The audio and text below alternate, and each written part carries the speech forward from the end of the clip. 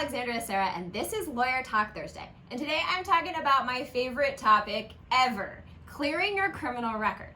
So I'm going to go over the 4 ways you can clear your record. But first, a little news flash as to what happens if you don't clear your criminal record. If you need to do some stalking, then let me direct you to casesearch.epcounty.com, where you can enter in the name of your baby daddy or future ex-wife or whomever you want, the neighbor or the creepy guy at the bar, and see if they have any criminal charges, okay? Even if those charges have been dismissed, they pled to deferred probation, or finished a pretrial diversion program. That is public record.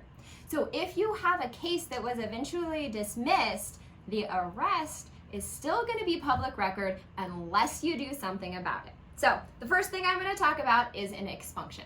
An expunction is like a magic eraser for your charge. Now there's a difference between an arrest and a conviction, okay? So even if you get your case dismissed, that's great. There's no conviction, but that arrest will still be there. So you need an expunction to get rid of it.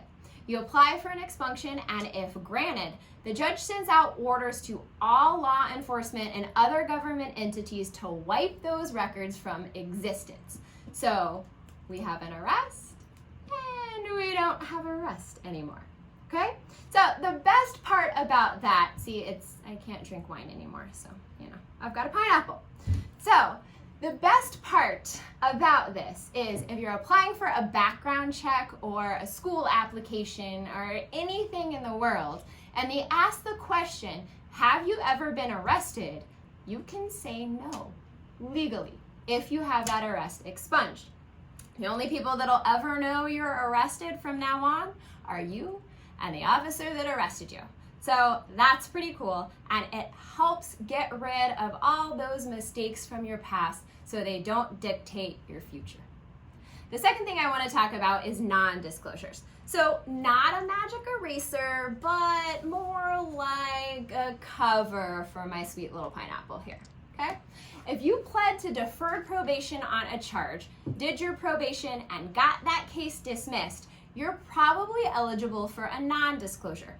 You apply for a non-disclosure, and exactly like it sounds, if it's granted and El Paso County gets pinged on a background check, they cannot disclose those records. So they'll send a no records response back, and it won't show up on that private background check.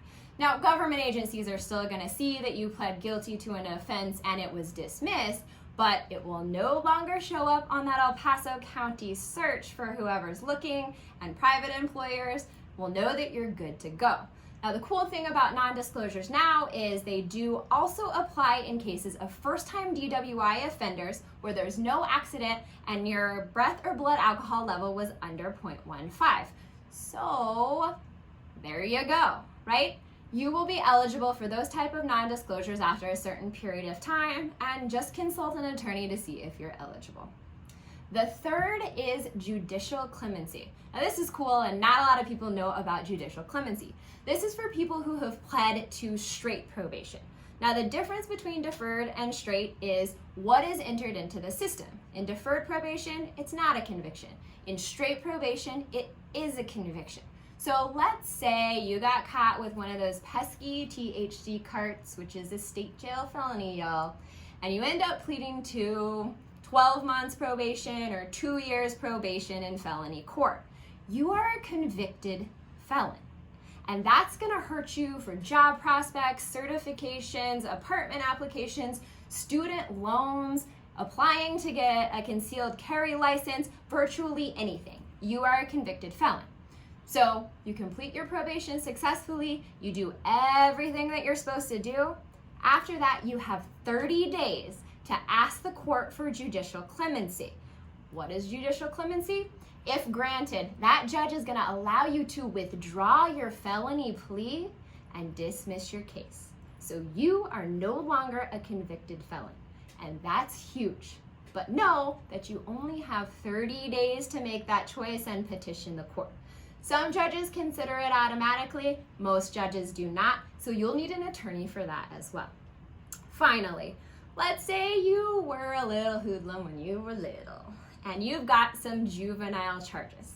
Now in juvenile world, it's called an adjudication, not a conviction, but it's still a criminal record.